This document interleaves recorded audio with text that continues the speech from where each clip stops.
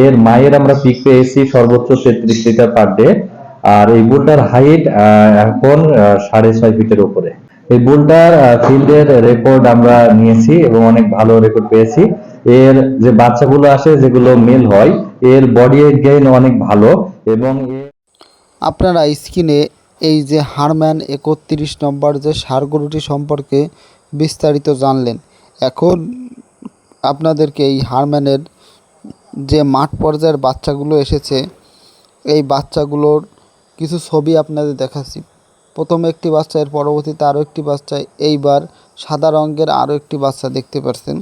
আসলে হারম্যানের 93.75% এসিআই কোম্পানির 31 নম্বর যে ষাঁড় গরু, এর মাঠ পর্যায়ের অ্যাভারেজ সকল বাচ্চাই খুবই ভালো এসেছে এবং বাচ্চার গ্রোথ খুবই ভালো এসেছে।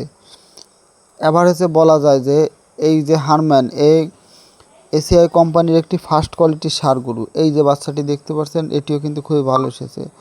এর পরবর্তীতে আরও একটি বাচ্চাটি লাল সাদা রঙের এসেছে।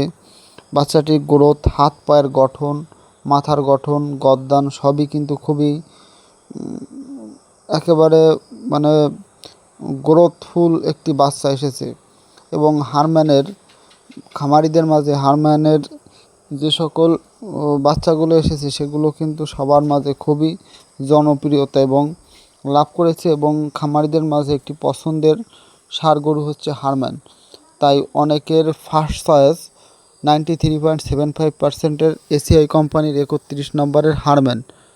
হ্যাঁ দর্শক, আপনারাও যদি এই রকমের ভালো ভালো উন্নত জাতের ভালো গ্রোথের বাছুর পেতে চান, অবশ্যই এসিআই কোম্পানির 31 নম্বর সিমেনের ষাঁড় গরুর সিমেন ইউজ করবেন। আর আমার ভিডিও ভালো লাগলে অবশ্যই চ্যানেলটি সাবস্ক্রাইব করে রাখবেন।